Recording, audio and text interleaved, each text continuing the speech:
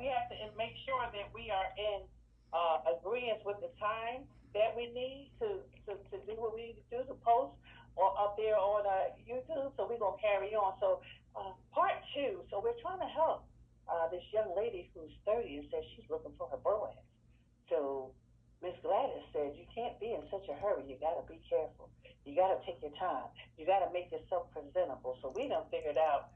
First, you got to go where they are, the type of man that you want. You got to go show up where he is.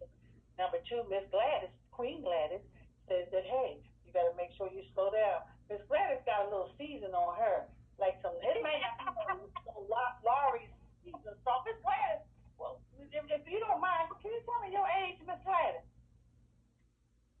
Well, I tell you what, I'm 94 and I was married 46 years, so I picked good. My choice was very good. Miss Gladys says season song, and it might have some larders in there. She fried some chicken. Yes, sir, Miss Gladys, I hear you. She know what she's talking about. She said she was married 46 years. I heard somebody say, been there, can't tell, going there, how to get there. Wait a minute now. So we want to help this young lady that's only 30. But she says she want a man. She says she want to be married. She says, but she just wants the right man. But how do I get the right one and I'm in a hurry? Well, can I say something? Oh, absolutely. Come on, Queen. Who's that we got on the line? Which queen is that? Your sister, Tasha. Oh, no. This is what we said, Miss, before we come on the line, Queen. We don't give no real names. Just no names, Queen. But, okay, no name, Queen. All right, so whatever your name is. Sally Sue from where? Okay, Sally. Come on, Sally.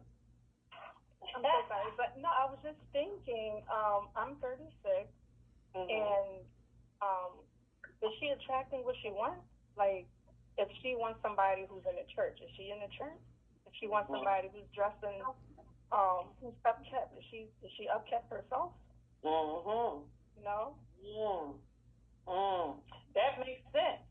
So you're saying to her, whatever it is that you're trying to attract, you need to make sure you're that too.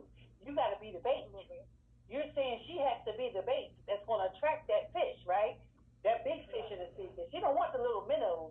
She wants the big fish, right? She says she wants the big fish, her Boaz, right? All right. You got to be what you want to attract. So you got to make yourself attractive to him.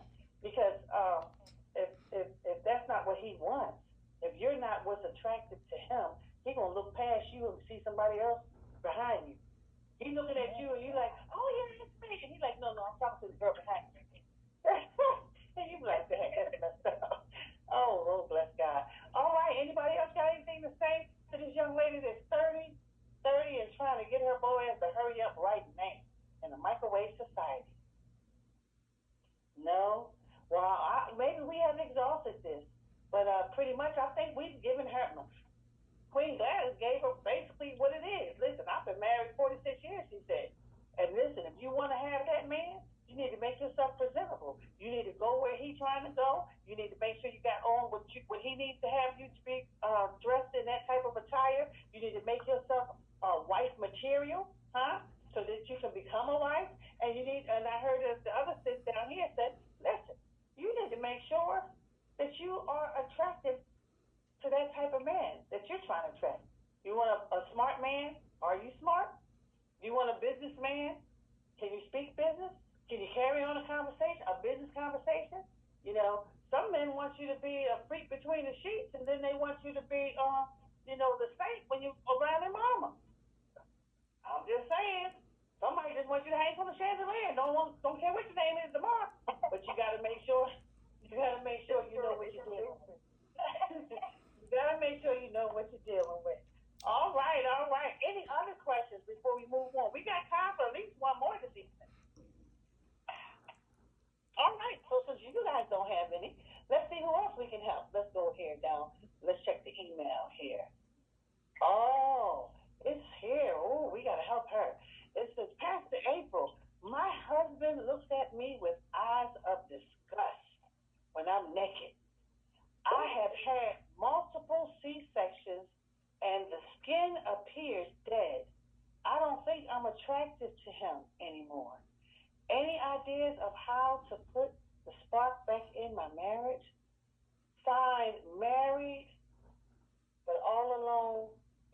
country part of North Carolina. Did I read that one already? No. Yeah. This is wow. Wow. Okay. Well, first of all, Queen, I want you to know that you are fearfully and you are wonderfully made. You are beautiful. And listen, we as queens, we come in all shapes, sizes, colors. Somebody want to be warm in the wintertime. I'm a big girl. Somebody want to be cool in the summertime. My husband get plenty of shade. Okay? So listen, I don't like it when people dog us out because of our bodies. Our bodies go through something when we bring forth children.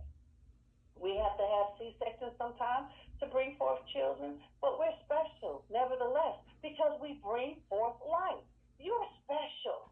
Don't let a man define who you are. God already says that you are fearfully and wonderfully made. How many men do you know can pass a how many men do you know can pass a kidney stone without crying? I heard a man in a hotel one time trying to pass a kidney stone. They thought somebody was in there trying to murder the man. Now let him try to push out a 11, 12-pound baby. How about a 7-pound baby? Not a little kidney stone. Okay? We are women. We are special. We are powerful. We are beautiful. Sometimes we have to be the mama. Sometimes we have to be the daddy, the doctor, the lawyer, the teacher. We're always the first teacher our child knows. Sometimes we got to be the diffuser. Sometimes we got to be the boxer. If you mess with my child, I'm coming down to the school. Sometimes we got to be all things to everybody. But what about ourselves? You have to start speaking life to yourself. Don't let a man tell you who you are. And don't let anybody else tell you who you are. You tell you who you are. You define who you are. And that husband of yours, you make him treat you the way that he is supposed to treat you. You teach people how to treat you. Now, does anybody have any ideas of how she can put the spark back in her life? We done had the other lady doing bubble baths for her husband. Now this man looking at her naked. I say, don't let no man take your glory. Don't let no man take your glory. All right. Be proud of who you are, sweetie. You know, he either accept you or reject you. If he can't accept you, it's time for you to move on.